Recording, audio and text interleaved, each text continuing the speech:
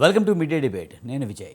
దేశవ్యాప్త కులగణన చేయాలని కేంద్రం నిర్ణయించడం సంతోషకరమన్నారు తెలంగాణ సీఎం రేవంత్ రెడ్డి. అయితే ఇందుకోసం మంత్రులతో కమిటీ వేయాలన్నారు ఆయన. ఈ మొత్తం వ్యవహారంలో తమ సర్కార్ చేసిన కులగణన రోల్ మోడల్లో ఉపయోగపడుతుందన్నారు సీఎం రేవంత్ రెడ్డి. ఈ నేపథ్యంలో కులగణనపై రాబోయే రోజుల్లో ఏం జరగబోతుందన్న దానిపై చర్చను ఇవాల్టి మిడ్ డే డిబేట్లో చూద్దాం.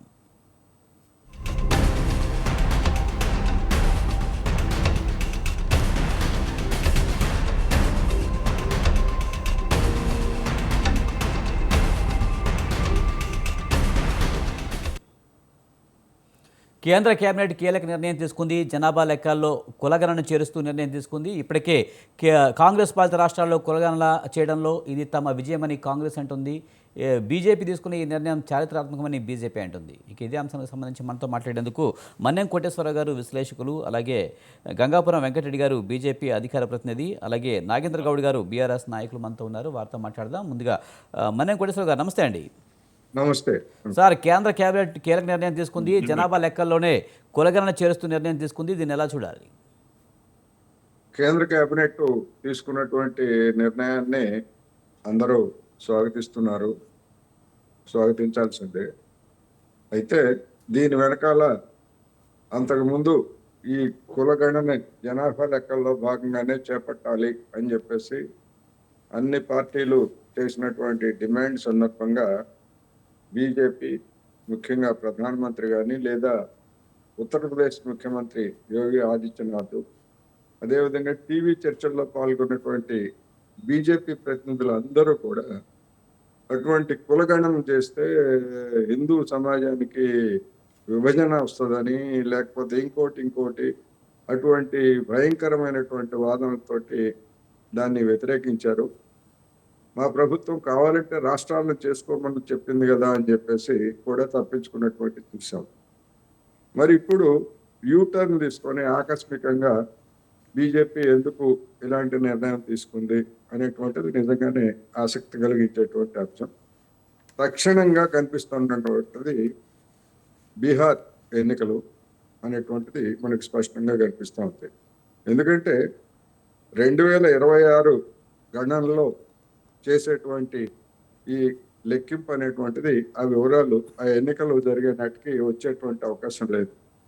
దాన్ని ఒక ప్రచారాస్త్రంగా ముఖ్యంగా నితీష్ కుమార్కి ఇవ్వడానికి బీజేపీ అటువంటి నిర్ణయం తీసుకుంది. అయితే తక్షణం బీహార్లో గెలవకపోయేట్లయితే పరువు పోతుంది అనేటువంటి ఉద్దేశంతో ఈ నిర్ణయం తీసుకున్నప్పటికీ తరువాత బీజేపీకి వచ్చేటువంటి పరిణామాలు, పర్యవసానాల గురించి డెఫినెట్గా వాళ్ళకి ఒక ఐడియా ఉంటుంది. ఏమైనప్పటికీ ఈ గణనం గడవాలి అనేటువంటి ఒక నిర్ణయం తీసుకున్నారు.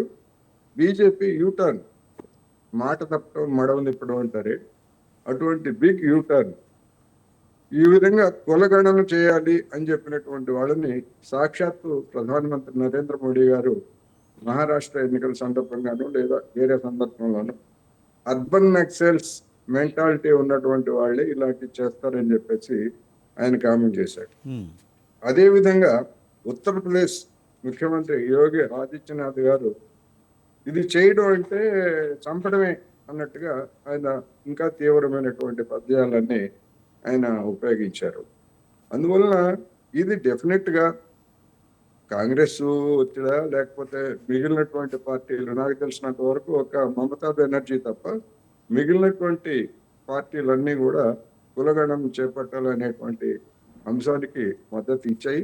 అది రోజు రోజుకు పెరుగుతూ ఉంది అనేటువంటి అంశాన్ని గమనించినటువంటి బీజేపీ తనకు ఉనికికి ఎక్కడ ప్రమాదం వస్తుందో తానే ఒక ఛాంపియన్గా ముందుకు వచ్చి ఆ క్రెడిట్ను కూడా కొట్టేయాలనేటువంటి ఉద్దేశంతో ఇంత ఆకస్మికంగా నిర్ణయం తీసుకుందనేటువంటిది మనకి స్పష్టంగా కనిపిస్తూ ఉంది.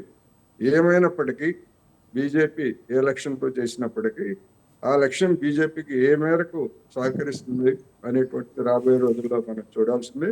ఇది ప్రతిపక్షాలు, ముఖ్యంగా సామాజిక న్యాయం కోరుతున్నటువంటి బీసీలు కావచ్చు, లేకపోతే వాళ్ళకు మద్దతుదారులుగా ఉన్నటువంటి ఇతరులందరికీ సంబంధించినటువంటి ఒక ఘనమైనటువంటి విజయంగా నేను పరిగణిస్తున్నాను. రైట్. మనతో పాటు గంగాపురం వెంకటరెడ్డి గారు ఉన్నారు, బీజేపీ అధికార ప్రతినిధి. ఆయనతో మాట్లాడదాం. వెంకటరెడ్డి గారు నమస్తే అండి. నమస్తే, సార్, నమస్తే. ఎలా చూడాలి గతంలో కులగణను అర్బన్ నక్సల్తోనూ లేకపోతే యోగి ఆదిత్యనాథ్ లాంటి వారు మనుషులను చంపడమే కులగణన అనే వ్యాఖ్యలు చేసిన క్రమంలో ఇప్పుడు ఎందుకు యూటర్న్ తీసుకోవాల్సి వచ్చిందని అడుగుతున్నారు. ఇప్పుడు ఒక్కటే విజయ్ గారు, నేనేమంటున్నా అంటే పెద్దలు కోటేశ్వర గారు మాట్లాడినారు, ఒక లైన్లో మాట్లాడినారు, ఒక వైపు మాట్లాడినారు, దానికి సందేహం లేదు. దాని ఆయన యొక్క స్వేచ్ఛ, భావ స్వేచ్ఛ నేను వ్యతిరేకించను. కానీ భారతదేశంలో కాంగ్రెస్ పార్టీ కుల గణనకు వ్యతిరేకము. ఇది చాలా స్పష్టంగా 60 సంవత్సరాలు పాలించినటువంటి కాంగ్రెస్ పార్టీ 1931లో జరిగినటువంటి కులగణన తర్వాత 41లో జరిగినప్పటికీ దాని వివరాలు మళ్ళీ బయటికి రాలేదు. 1951 నుంచి 2011 వరకు జరిగినటువంటి ఆల్మోస్ట్ ఒక వాజ్పేయి గారి పీరియడ్, ఆ పీరియడ్లో వస్తుందో రాదో నాకు తెలియదు, కులగణ సెన్సస్కు సంబంధించినటువంటిది జ్ఞాపకం లేదు. మిగతా అన్ని సందర్భాల లోపల కాంగ్రెస్ పార్టీ అధికారంలో ఉన్నటువంటి మాట వాస్తవం. ఎందుకు చేయలేదు వాళ్ళు అనేటువంటిది వాళ్ళు అడుగుతున్నటువంటి ప్రశ్న. ఇవాళ రాహుల్ గాంధీ గారు ఎర్ర బుక్కు పట్టుకొని దేశమంతా తిరిగి చేసినటువంటిది సరే, మనం అంతా చూసినటువంటిది. ఆయన రాజకీయ కోణంలో చేసినటువంటిది. ఇవాళ తెలంగాణ మోడల్ గురించి చెప్తున్నారు. నవ్వొస్తుంది తెలంగాణ మోడల్. తెలంగాణ మోడలు చెత్త కుప్పలో వేయవలసినటువంటి మోడలు. నేను చాలా విషయాలు మాట్లాడతాను దాని గురించి. దాంట్లో జరిగింది ఏంది? కులగణన జరిగిందా, బీసీ గణన జరిగిందా చెప్పాలి. ఇప్పుడు కాంగ్రెస్ ప్రతినిధి కానీ కోటేశ్వరరావు గారు చెప్పాలి. కులగణన జరిగితే ఏ కులం ఎంత ఉన్నదో అని ఇంతవరకు చెప్పలే. వాళ్ళు చెప్పింది ఏంది? బీసీలు 46%, ముస్లింలు 10%, మొత్తం కలిపితే 56%. అసెంబ్లీలో టేబుల్ చేసింది కూడా ఇదే. గౌడ్లు ఎంత, ముదిరాజులు ఎంత, మున్నూరు కాపు ఎంత, పద్మశాలీలు ఎంత, యాదవులు ఎంత అనేటువంటి విషయాలు, రెడ్డిలు ఎంత, బ్రాహ్మణులు ఎంత చెప్పాడా, కమ్మాలు ఎంత చెప్పాడా? క్రైస్తవుల గురించి ప్రస్తావన వచ్చిందా? అంటే తెలంగాణలో క్రైస్తవులు లేనిలేరా? నేనేమంటున్నా అంటే 46-10%. ముస్లింలు ఉన్నదే నా లెక్కలో 12 నుంచి 13% అండి తెలంగాణలో. ఓటు ఇటు అటు ఉంటే ఉండవచ్చు, రకరకాలుగా చెప్తున్నారు. దాంట్లో 10% బీసీ ముస్లింలని పేరు పెట్టి, ఇంకా మిగిలిన వాళ్ళు ఎవరండి? ముస్లింలో 2%. 2031లో రెడ్డిలు, ఎగ్జాంపుల్ చెప్తున్నాను, రెడ్డి కోన మాట్లాడతలేదు నేను. దాంట్లో 13% రెడ్డిలు ఉన్నారండి. రెడ్డిలు అనేక రకాలుగా విభజించబడి ఉన్నారు. బాగా పటేల్, పటువారి, వతందారి ఉన్నటువంటి వాళ్ళనేమో రెడ్డిల కింద తీసుకున్నారు. తెలంగాణలో చాలా ప్రాంతాల లోపల రెడ్డిలకు రెడ్డి అని చివరి పేరు లేదు. ఇప్పుడు మా ఫాదర్ ఉన్నాడు, రాజయ్య అని పేరు, రాజిరెడ్డి అని తర్వాత మేము మార్చుకున్నాము. అట్లా జరిగింది. రాజయ్య, శివయ్య, చెన్నయ్య, ఎల్లయ్య రెడ్డిలు ఉన్నప్పటికీ కూడా మీరు కమ్మ సామాజిక వర్గం నుంచి కూడా ఆంధ్రాలో చూడండి, అట్లాగే ఉంటుంది. రావులను ఉండకపోవచ్చు, చౌదరులను ఉండకపోవచ్చు. నేనేమంటున్నా అంటే ఇవన్నీ లెక్కలు లేకుండా, చెప్పకుండా, మరి ఆన్లైన్లో పెట్టకుండా, ఆన్లైన్లో పెట్టినాడా ఇంతవరకు? చెప్పాడా ఇంతవరకు? మీరు తెలిస్తే చెప్పండి, మీరు సరిదిద్దండి. నేను గౌళ్ళు ఎంతమందో చెప్పాడా? కాబట్టి చేసినటువంటి సర్వే ఎన్నికల కోసము, ప్రజలను ఓటు బ్యాంక్ రాజకీయాల కోసము, ఈ భారతీయ జనతా పార్టీ ఏదో వ్యతిరేకం అనేటువంటి అభిప్రాయాన్ని దేశం మొత్తం చేయడానికి మాకు తెలియదానండి. మేము రాజ్యంలోకి రావాలనుకుంటలేమా? మేము గెలవాలనుకుంటలేమా? ఆ మాటకు వస్తే ప్రధానమంత్రి బీసీ, 30 మంది వాళ్ళ కేంద్ర మంత్రివర్గంలో ఉన్నారు. మేము తెలంగాణలో 3 పార్లమెంటు సభ్యులు మేము గెలిపించుకున్నాం. 40 సీట్లు మేము అసెంబ్లీలో మేము ఇచ్చాము. మాకు చెప్తారండి నీతులు, మాకు రాజ్యాంగంలో ఉండాలని లేదా? మేము మా శాసనసభలో, తెలంగాణ శాసనసభలో మేము మద్దతు ఇవ్వలేదా? భారతీయ జనతా పార్టీ ఎట్లా వ్యతిరేకమండి? సందర్భంలో ఏదో ఒక కంటెస్ట్లో యోగి ఆదిత్యనాథ్ మాట్లాడేది అబ్ర నక్సల్ ఏంటంటే సమస్యలను ఏమి లేకుండా, పరిష్కారం లేకుండా చేసేటువంటి ఒక ప్రయత్నం దేశంలో జరుగుతుంది. కాబట్టి ఆ కంటెస్ట్లో మాట్లాడితే ఏమన్నారు అనేటువంటి వేరే విషయం అక్కడ. కాబట్టి ఇవాళ ఎక్కడ కూడా ప్రధానమంత్రి గారు కానీ 2024 సెప్టెంబర్ 14వ తేదీ నాడు అమిత్ షా గారు సందర్భం వచ్చినప్పుడు తప్పకుండా మేము చేస్తామన్నారు. సెన్సస్ ఇది 2 కలిసి రావాలా? అట్లా లేకుండా వీళ్ళు ఏం చేసినటువంటిది ఇప్పుడు హడావుడిగా ఏదో చేసినారు. కర్ణాటకలో ఏం చేసినారో చెప్పాలంటే వాళ్ళ గవర్నమెంట్ ఉంది, చెప్పాలి కదా. హిమాచల్లో ఏం జరిగిందో చెప్పాలి, వాళ్ళ గవర్నమెంట్ ఉంది కదా. ఏమైనా ఇప్పుడైతే బీజేపీ నిర్ణయం తీసుకోవడం వెనక ఎన్నికలు ఉన్నాయా? బీహార్, బెంగాల్, తమిళనాడు అసెంబ్లీ ఎన్నికలు జరగబోతున్నాయి. ఈవేళ ఈ నిర్ణయం తీసుకోవడం వెనక రాజకీయ కోణం ఉందా లేదా? బీజేపీ ఎప్పుడు కూడా ప్రజా సంక్షేమాన్ని, సామాజిక లక్ష్యాన్ని దృష్టిలో పెట్టుకుని నిర్ణయాలు చేసింది. మహిళలకు సంబంధించి తరతరాల నుంచి ఉన్నటువంటి బిల్లుని మేము పాస్ చేసినామండి. 370 కాశ్మీర్కి సంబంధించింది మేము పాస్ చేసినామండి. చాలా విప్లవాత్మకమైనటువంటి మోదీ గారి కాలంలో చాలా విప్లవాత్మకమైన సామాజిక కోణం కలిగిన, దేశ భద్రతకు సంబంధించినటువంటి, దేశంలో ఉండే ప్రజల సామాజిక అభివృద్ధి కోసం చాలా బిల్లులు మేము తీసుకొచ్చినాము. అదే కోణంలో తెచ్చినాము. మాకు తెలియదా? ఆ బీసీలకు రిజర్వేషన్ ఇవ్వకపోతే మా పరిస్థితి ఏమవుతుందో మాకు తెలియదండి. సమయం, సందర్భం వస్తుంది, మీకు చెప్పాల్సిన అవసరం లేదు. ఆయన ఏదో తిరగగానే సరిపోయింది కాదు. కాంగ్రెస్ పార్టీ మొదటి నుంచి కూడా అది ఒక ఒక కుటుంబ పార్టీ అది. ఆ కుటుంబ పార్టీ ఇప్పుడు మధ్యాహ్నం మన్మోహన్ సింగ్ గారిని వదిలేస్తే ఆ కుటుంబ కేంద్రంగానే అప్పుడు కూడా మన్మోహన్ సింగ్ గారిని ఎందుకు తీసుకొచ్చినారు? ఆ పాపం రాహుల్ గాంధీ గారు చిన్న పిల్లాడు కాబట్టి చేయలేనటువంటి పరిస్థితుల పడ వాళ్ళు మాట్లాడు. చిదంబరం 2010లో కాంగ్రెస్ నిర్ణయం చేసింది. పార్లమెంట్ లో లోకసభలో డిస్కషన్ వచ్చినప్పుడు మన్మోహన్ సింగ్ గారు దీని మీద మేము క్యాబినెట్ డిసిషన్ తీసుకుంటా ఉన్నాడు కులగణన గురించి. కులగణన నుంచి డిసిషన్ తీసుకున్నటువంటి సందర్భంలో చిదంబరం గారు ఆనాడు ఏం చెప్పాడు? ఇది ఇట్లా కాదు, సపరేట్ చేద్దామన్నారు. నా 5,000 కోట్లు ఖర్చు పెట్టిండ్రు, వృధా అయింది. దానికి ఎవరు సమాధానం చెప్తారండి? ఎందుకు చేయలేదండి? వాళ్ళకి అధికారం ఉన్నప్పుడు వరుసగా మొన్న 2014 వరకు ఉన్నారు కదా. కాబట్టి భారతీయ జనతా పార్టీ సామాజిక వర్గాలలో బీసీ వర్గాల లోపల ఇప్పుడు దళితులకు సంబంధించినటువంటి చట్టాన్ని తెచ్చింది మేము కదా. ఇంతకాలం ఏం చేసినారు చెప్పండి? మోదీ గారు హైదరాబాద్ వచ్చినప్పుడు మందకృష్ణ మాదిగ గారికి జరిగినటువంటి సందర్భంలో మీకు అందరికీ తెలిసినటువంటిది కదా. ఆ తర్వాత సుప్రీంకోర్టులో పిటిషన్ చేసాం, ఏ కోణంలో దాన్ని తీసుకురావాలంటే ప్రయత్నం చేసినాం. కాబట్టి ఈ దేశంలో సామాజిక లక్ష్యంతో చేసినటువంటి అన్ని చట్టాలు భారతీయ జనతా పార్టీకి మోదీ గారికి చెందాయి తప్ప వేరే వాళ్ళకి సంబంధించినవి కాదు. ఇలా మేం చేసినాము. వెంకటరెడ్డి గారు ఇంకా మాట్లాడదామండి, మిగతా గెస్టులతో కూడా మాట్లాడదాం. అంతపాటు డిబేట్ పాల్గొనడానికి మిట్టా నరసయ్య గౌడ్ గారు కాంగ్రెస్ నాయకులు, అలాగే నాగేంద్ర గౌడ్ గారు బీఆర్ఎస్ నాయకులు ఉన్నారు. మిట్టా నరసయ్య గౌడ్ గారు నమస్తే అండి.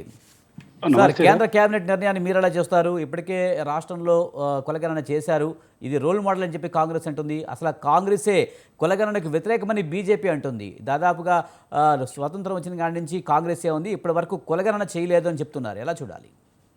వాయిస్ క్లియర్ ఉందా? ఉంది సార్, ఉంది, క్లియర్గానే ఉంది. ఎస్. ముందుగా మీకు ప్యానెల్లో ఉన్న పెద్దలకు, వ్యూవర్స్కు నమస్కారం. నేను ఇప్పటిదాకా వెంకటరెడ్డి గారు మాట్లాడిన వర్షన్ విన్నాను కాబట్టి మధ్యన రాకుండా నేను చెప్పే విషయాలు కూడా వినాలని నేను కోరుకుంటున్నా. అంటే నేనేమంటున్నంటే వెంకటరెడ్డి గారు మాట్లాడిన వర్షన్ ఆ లైన్ ఎందుకు తీసుకున్నారో నాకు అర్థం కాలేదు. మధ్యన వస్తాడని అందుకే మొదలు చెప్తున్నాను. నేను ఏమంటున్నంటే we are the champions of BC reservations. ఈ ప్రపంచంలో ఎవ్వరు కాదన్నా అవునన్నా బీసీల రిజర్వేషన్ కొరకు మాట్లాడిన పార్టీ కానీ, మాట్లాడిన నాయకుడు కానీ, చేసిన కులగణన కానీ అది కాంగ్రెస్ పార్టీ మాత్రమే చేసింది. ఈరోజు భారతీయ జనతా పార్టీ మాకు నూకలు చెల్లిపోతూ ఉన్నాయి కాబట్టి మేము ఎట్టి పరిస్థితుల్లో ఈ లైన్ అందుకోకపోతే ఈ నెక్స్ట్ రాహుల్ గాంధీ గారు వరుసగా 10 సార్లు ఆయన ప్రైమ్ మినిస్టర్ అయ్యే అవకాశం ఉందన్న ఒక భయముతోటి వీళ్ళు తీసుకున్నారు. వీళ్ళు ఏం మాట్లాడే వాళ్ళంటే, అరే ఇక్కడ రెడ్డిలు, అక్కడ ఎస్సీలు ఉన్నారు, అక్కడ ఎస్సీలు, ఇక్కడ ఎస్టీలు ఉన్నారు, ఇక్కడ బీసీలు, అక్కడ ఓసీలు ఉన్నారని ఎన్నిసార్లు మాట్లాడారు. మరి ఒక్కసారిగా నెత్తి మీద పిడుగుపడదో కళ్ళు వచ్చిందో తెలియదు కానీ ఒక్కసారిగా మోడీ గారు ఈ నిర్ణయం తీసుకున్నారు. కానీ ఒక్క వాస్తవం ఒప్పుకోవాల్సింది ఏంటంటే, వారు ఏ కారణంతో తీసుకున్నా, భారతీయ జనతా పార్టీ రాజకీయ కారణంతో తీసుకున్నా, లేకపోతే వ్యక్తిగత కారణంతో తీసుకున్నా, ఏమన్నా కానీ, లేకపోతే డైవర్షన్ పాలిటిక్స్లో తీసుకున్నా సరే, బీసీలకు ఒక మంచి వరము లాంటి నిర్ణయం తీసుకున్నదనేది మాత్రం తప్పకుండా మేము శ్లాఘిస్తాం, మేము అభినందిస్తాం మోడీ గారిని. ఈ విషయంలో రాజకీయాలలో 2 సీట్లు వాళ్ళకి ఎక్కువ రావచ్చు, 2 సీట్లు మాకు తక్కువ రావచ్చు, రేపు మాకు ఎక్కువ రావచ్చు, వాళ్ళకి తక్కువ రావచ్చు. ఇది నేను పక్కన పెడితే తరతరాలుగా బీసీలు ఎదురు చూస్తున్నటువంటి ఒక ముఖ్యమైన సంఘటన ఇలా పాకిస్తాన్ మీద యుద్ధం జరిగిన దానికంటే పెద్దది ఇది నా ఉద్దేశంలో.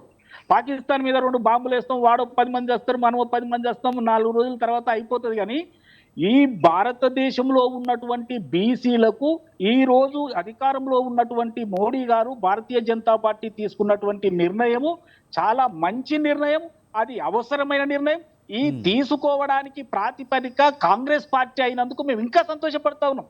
ఈ రోజు తెలంగాణ నరసయ్య గౌడ్ గారు, అసలు ఈ కులగణనకు వ్యతిరేకం కాంగ్రెస్ పార్టీ ఎంతకాలం కులగణన చేయలేదు, ఇప్పుడు రాజకీయాల కోసం తెలంగాణలో చేసింది తప్పించి ఏం లేదు, ఇప్పుడు బీజేపీ తీసుకున్న నిర్ణయం చారిత్రాత్మకంగా చెప్తున్నారు.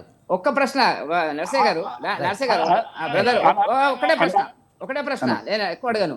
మీరు చేసింది కులగణన లేకపోతే బీసీ గణన? నేను అనుకున్నా మీరు మధ్యాహ్నం వస్తారని అనుకున్నా, అందుకే నేను మొదలే మిమ్మల్ని రిక్వెస్ట్ చేశాను. నేనేమంటున్నానంటే, ఇప్పుడు మేము కులగణన అన్నాము, దేశవ్యాప్తంగా కులగణన కావాలి, బీసీలకు న్యాయం జరగాలి, బీసీలకు రాజకీయ ప్రాధాన్యం జరగాలి, పోస్టులు రావాలి, వాళ్ళు బాగుపడాలని మేము కోరుకున్నాం, దేశవ్యాప్తంగా తమ్కేసినాం. దాంట్లో భాగంగా మేము తెలంగాణలో అది నిర్ణయం చేసినాము, కులగణన చేసినాము. 56.33% బీసీలు ఉన్నారన్నాం. సరే, వాళ్ళు అందులో 10% వేరే వాళ్ళు ఉన్నారని వాళ్ళు ఏం చేశారు. అయితే ఇప్పుడు వాస్తవాలు అంటే భారతీయ జనతా పార్టీ నిజమైన కలర్ ఇప్పుడు బయటకు వస్తుంది. నేను ఏమంటున్నా, ముస్లిమ్స్ ఉన్నారు అని చెప్తారు. నేను అంటున్నా, ముస్లిమ్స్ మనుషులు కాదా ఒకటి. రెండవది ఏంటంటే, ముస్లిమ్స్ను ఎస్సీలు ఎత్తావా, ఎస్టీలు ఎత్తావా, బీసీలు ఎత్తావా, ఓసీలు ఎత్తావా, ఎన్ని ఎత్తావా, అసలు ఇప్పుడు వీళ్ళ కలర్ తెలుస్తుంది. నేను అదే చూస్తున్నా. ముఖ్యంగా భారతీయ జనతా పార్టీ దొరికేది ఇక్కడే. కులగణన చేయమని చెప్తున్నాం, మేము కోరుతున్నాం, 2 చేతులెత్తి నమస్కారం పెడుతున్నాం. మీరు ఈ నిర్ణయం తీసుకున్నందుకు మిమ్మల్ని అభినందిస్తున్నాం. అవసరమైతే మిమ్మల్ని పూలతోటి వర్షం కురిపిస్తాం, అందులో డౌట్ లేదు. కానీ మేము చేసినటువంటి కులగణనలో మీరు రాళ్ళేరడం పక్కకు పెట్టండి. ఇప్పుడు మీకు ఆల్రెడీ అయిపోయింది కదా, మేము ఒక తెలంగాణలో చేసినాం, మీరు దేశవ్యాప్తంగా చేస్తామని మీరు నిర్ణయం ప్రకటించారు, వైష్ణవ్ గారు చెప్పిండ్రు. మరి ఏ రకంగా చేస్తారనేది ఇప్పుడు మీకు దాని ప్రాతిపదిక ఏంది? మరి ఒక్కొక్క రాష్ట్రంలో ఇక్కడ ఎస్టీలు ఉన్నోళ్ళు వేరే దగ్గర ఓసీలు ఉంటుండ్రు, లేకపోతే బీసీలు ఉంటుండ్రు, లేకపోతే వేరే కులాలుగా మారిపోతా ఉన్నాయి. మరి దీనిని ఏ ప్రాతిపదికగా తీసుకొని బీసీల కులగణన తీసుకొని ఈ గౌడులు ఎంతమంది ఉన్నారు, యాదవులు ఎంతమంది ఉన్నారు, రెడ్డిలు ఎంతమంది ఉన్నారు, బ్రాహ్మణులు ఎంతమంది ఉన్నారు, వెల్మోళ్ళు ఎంతమంది ఉన్నారు అని ఏ రకంగా చెప్తారో చూడాలనే ఆత్రతతోటి మాత్రమే మేము చూస్తా ఉన్నాం. కానీ చివరికి నేను చెప్పేది ఒకటి మాత్రం బాగా గుర్తుపెట్టుకోవాలి వెంకటరెడ్డి అన్న, మీరు తీసుకున్నటువంటి నిర్ణయము చాలా మంచి నిర్ణయం. భారతదేశ చరిత్రలో బీసీలకు కలగబోయే ప్రాధాన్యాన్ని నేను ఇప్పుడే చూడగలుగుతా ఉన్నా. మీరు 2 రోజులు లేట్ చేయొచ్చు, ఇక మీరు తప్పించుకోలేరు. ఒక్కసారి మీరు నిర్ణయం చేసిన తర్వాత 2 రోజులు అటో ఇటో చెయ్యక తప్పదు. ఎందుకంటే రెండో విషయం ఏంటంటే, భారతీయ జనతా పార్టీ కాంగ్రెస్ పార్టీ గురించి ఇన్ని మాటలు మాట్లాడుతుంది. నేను ఒక్కటే అడుగుతున్నా, 2021లో కరోనా ఉన్నది కాబట్టి చేయలేదు జనాభా లెక్కలని చెప్పారు. కరోనా పోయి ఇప్పటికీ 3-4-5 సంవత్సరాలు అవుతుంది కదా, ఏం చేసిరని అడుగుతున్నా. వీళ్ళు ఏమైనా మభ్య పెట్టడానికి ప్రయత్నం చేస్తారు. మీకు ఉదాహరణ చెప్తాను.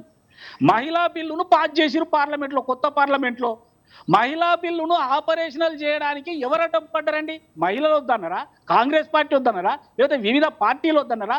వీళ్ళు మభ్య పెట్టడం కాకపోతే అంటే మరొకసారి మహిళా లోకం ఓట్లు తీసుకొని మళ్ళొకసారి అధికారంలోకి రావాలన్న దుగ్ధ తప్పితే మీరు ఎందుకు చేయలేదు? ఇమీడియట్లీ ఎందుకు దాన్ని ఇంప్లిమెంట్ చేస్తలేరు? ఇగో ఈ విషయాలు ఈ ముందు వీళ్ళు కులగణన చేసినప్పుడు, జనగణన చేసినప్పుడు ఇవన్నీ బయటికి వస్తాయి, ఇవన్నీ బయటికి రావాలి. ఏది ఏమైనా భారతీయ జనతా పార్టీ మోడీ గారు క్యాబినెట్ లో తీసుకొని ప్రకటించినటువంటి నిర్ణయము భారతదేశంలో ఉన్న బీసీ, ఎస్సీ, ఎస్టీ అందరికీ కూడా మంచి నిర్ణయమే. ఎందుకంటే మేమెంతో మాకంతా, మాకు ఎక్కువ అవసరం లేదండి. మేము 56 ఉంటే 56 వేయండి. రెండో కీలకమైన విషయం ఏంటంటే, ఇంకొక విషయం కూడా వీళ్ళు దృష్టిలో పెట్టుకోవాలి. ఈ 50% క్యాప్ తీసేయమని మేము రిక్వెస్ట్ చేస్తున్నాం. ఎందుకంటే పెట్టవలసింది ఇది తీసేయలేరా? 370 ఆర్టికల్ తీసుకొచ్చిరు, 3 తలాక్ తీసుకొచ్చిరు, మొన్న సిఐఏ తీసుకొచ్చిరు, తర్వాత మొన్నటి కొత్తది వక్ఫ్ బోర్డు కూడా ఇచ్చేసిరు. మరి ఈ 50% క్యాప్ కూడా ఎత్తేసి మేమెంతో మాకంతా, బీసీలెంతో బీసీలకంతా, ఓసీలెంతో ఓసీలకంతా, ఎవరెంత ఉంటే అంత తీయండి, తప్పేముందండి? నేను ఇది కోరుకుంటున్నా. మీరు కులగణన చేసిన తరువాత మీరు ఇన్ని రోజులు తొక్కి పట్టినటువంటి సామాజిక న్యాయాన్ని ఇక ఇప్పుడు తొక్కి పట్టలేరు.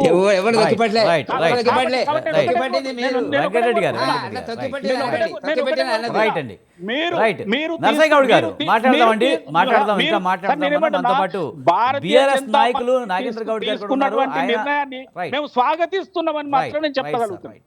రైట్, నాగేంద్ర గౌడ్ గారు, మీరు ఎలా చూస్తారు? కేంద్ర కేబినెట్ కీలక నిర్ణయం తీసుకుంది కదా, కాంగ్రెస్ అంటే ఈ క్రెడిట్ మాకు వస్తుందంటే బీజేపీ మాకు వస్తుంది అన్నట్టుగా మాట్లాడుతున్నాయి, ఎలా చూడాలి? విజయ్ గారు, ముందుగా ఏదైతే కేంద్ర కేబినెట్ తీసుకున్న నిర్ణయం ఉందో దాన్ని మేము స్వాగతిస్తున్నాం. ఎన్నో సంవత్సరాల నుంచి తీసుకొని నిర్ణయాన్ని ఈసారి తీసుకోవడం జరిగింది.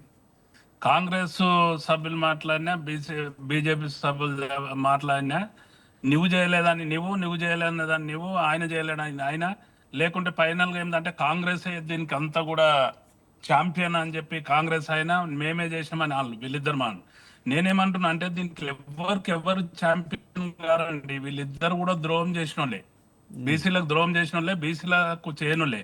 ఎక్కడైతే అనివార్యం ఏర్పడ్డదో అంటే ఈ ఛాంపియన్స్ ఎవరు అంటే బీసీలు. భారతదేశం లోపల ఉన్న బీసీ కులంలకు ఎవరైతే వస్తారో, బలహీన వర్గాలు ఎవరైతే వస్తారో, బలహీన వర్గాల చైతన్యమే ఇది అనివార్యమైంది. కాబట్టి ఈయనైనా బుక్ పట్టుకొని తిరుగుతున్నాడు, వాళ్ళైనా క్యాబినెట్లో పెట్టారు.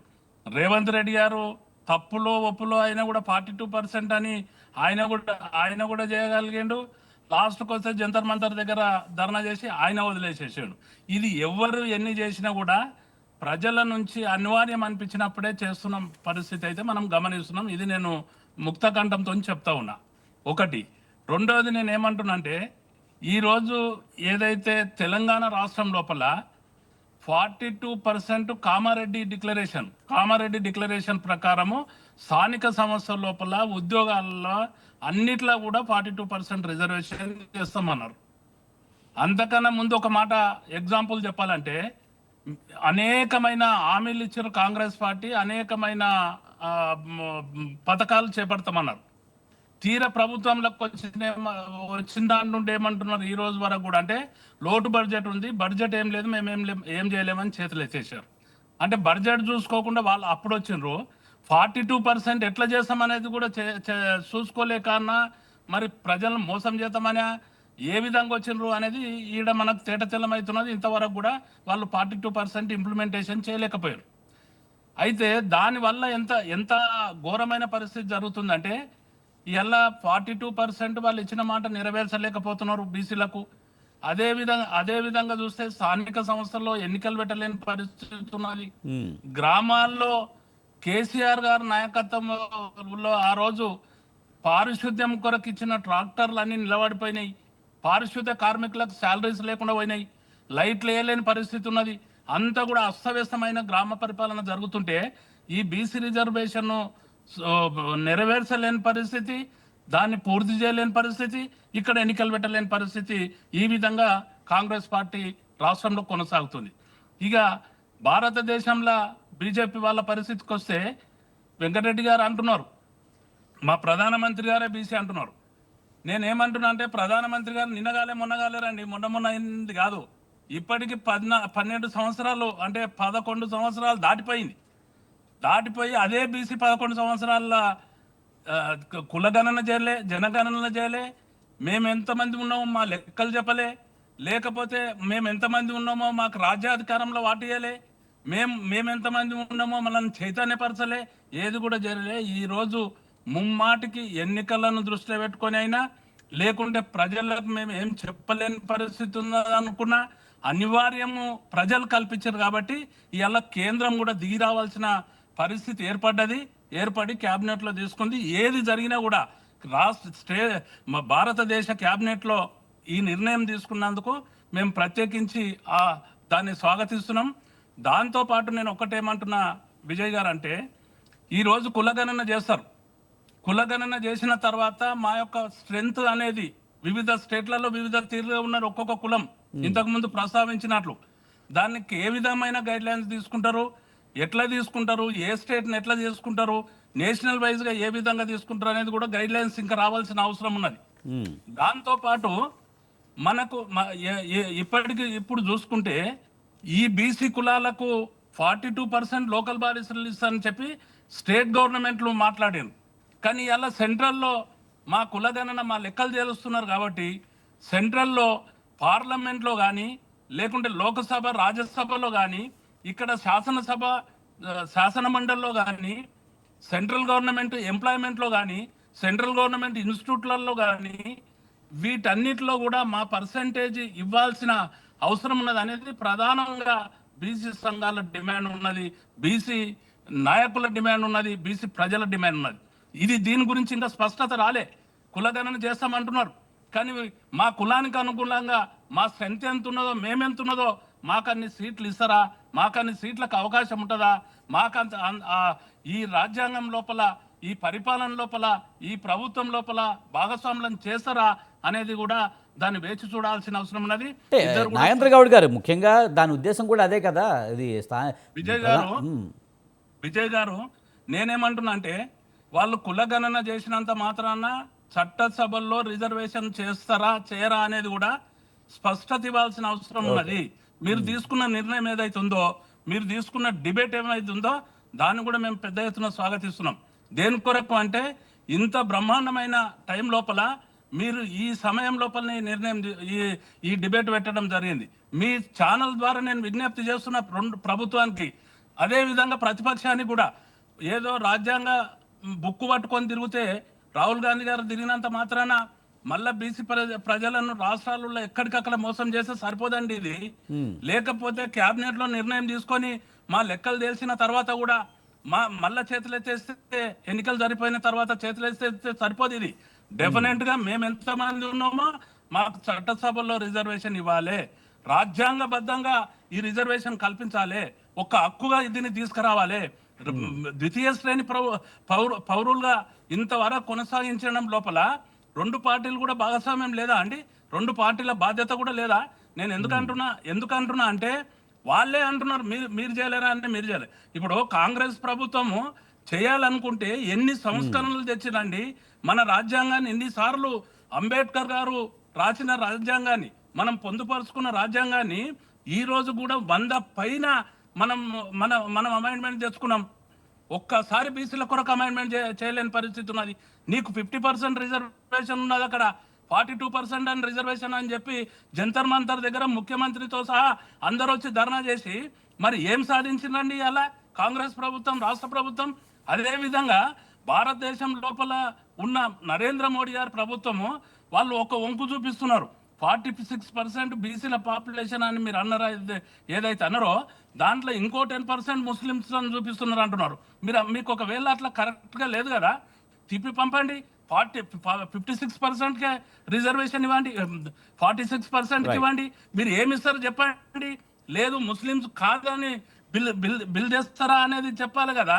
దీన్ని నాన్సుడు ధోరణి లోపల ఇంకా అవలంబించినట్లయితే బీసీ ప్రజలకు మళ్ళా తీరని ద్రోహం చేసినట్లయితుంది. కాబట్టి ఈరోజు కేంద్ర ప్రభుత్వం తీసుకున్న క్యాబినెట్ ఆమోదాన్ని మేము స్వాగతిస్తున్నాం, బీసీ కులాలు స్వాగతిస్తున్నాయి, బీసీలు అందరూ కూడా స్వాగతిస్తున్నారు.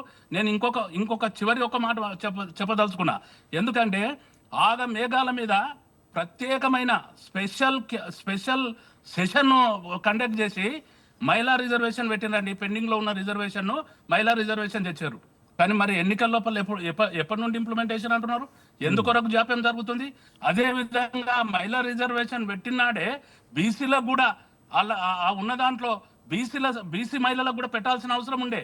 ఆ విధంగా మోసపూరితమైన రెజల్యూషన్స్, మోసపూరితమైన సెన్సెన్స్ ఇలాంటివి జరిగితే దేశ ప్రజలు ఎవరు కూడా క్షమించరు, మేధావి వర్గం అంతా కూడా క్షమించరు, ఎవరు కూడా క్షమించరు. కాబట్టి నేను రెండు పార్టీలకు కూడా, ఇటు అధికారంలో ఉన్న బీజేపీ పార్టీ కానీ అదేవిధంగా ప్రతిపక్షంలో ఉన్న కాంగ్రెస్ పార్టీ కూడా నేను డిమాండ్ చేస్తూ ఉన్నా, ఒక దీక్షతోని ఒక సంకల్పంతోని దీన్ని నెరవేర్చాలి, వీళ్లకు అవకాశం కల్పించాలి. మీరు ఏ నిర్ణయంతోనైతే తీసుకున్నారో మోసపూరితంగా వదిలేయొద్దు అనేది నా విజ్ఞప్తి విజయ్ గారు. Right sir. కోటేశ్వరరావు గారు, ముఖ్యంగా కులగణన ద్వారా కులాల మధ్య అసమానత తొలగే అవకాశం కనిపిస్తుంది అనేది ఒకటైతే, బీసీ ఎస్టీ బలహీన వర్గాలు అభివృద్ధి చెందుతాయా? అలాగే నాగేంద్ర గౌడ్ గారు చెప్పినట్టు కూడా ప్రధానంగా చట్టసభల్లో బీసీల లెక్క ఏంటో తేల్చాల్సిన అవసరం ఉంది, ఆ లెక్క ముందే చెప్పాలంటున్నారు. ఎలా చూడాలి? కులగణన అనే దానికి వచ్చేసరికి ఇప్పుడు వెంకటరెడ్డి గారు తెలంగాణలో జరిగిన దాని మీద ఆయన విమర్శ చేశారు. ఆయనే కాదు, అది సమగ్రమైంది కాదు, అది గణన కాదు. మొదట గమనించాల్సింది, బీహార్లో చేసిన, కర్ణాటకలో చేసిన, లేదా తెలంగాణలో 2 సార్లు చేసిన అది సర్వే తప్ప గణన కాదు. సర్వేకి గణనకి తేడా ఉంది. సర్వే అనేటువంటిది స్వచ్ఛందం. మా ఇంటికి కూడా వచ్చారు, మా ఇంటికి కూడా వచ్చి మీ కులం ఏంటి అని అడిగితే నా కులం నేను చెప్పుకోవాల్సినటువంటి అవసరం లేదు అని చెప్పేసి మేము చెప్పలేదు. అందుకని అది స్వచ్ఛందం. రేపు మరి కంపల్సరీగా నీ కులం చెప్పాల్సిందే అనేటువంటి ఆప్షన్ ఉంటుందా? లేదు, ఆప్షను చెప్పుకోవడానికి అవసరం లేదు, నాకు కులం లేదు, మతం లేదు అని చెప్పుకోవడానికి కూడా అవకాశం ఇస్తారా లేదా అనేటువంటిది చూడాలి. ఉదాహరణకు నా పేరు కోటేశ్వరరావు, నా పేరుని బట్టి ఎవరైనా నా కులం ఎవరో చెప్పగలరా? చెప్పలేరు. అందుకని పేరుని బట్టి అట్లా ఉండదు. నేను చెప్పగలుగుతా కానీ వద్దనుకుంటున్నా.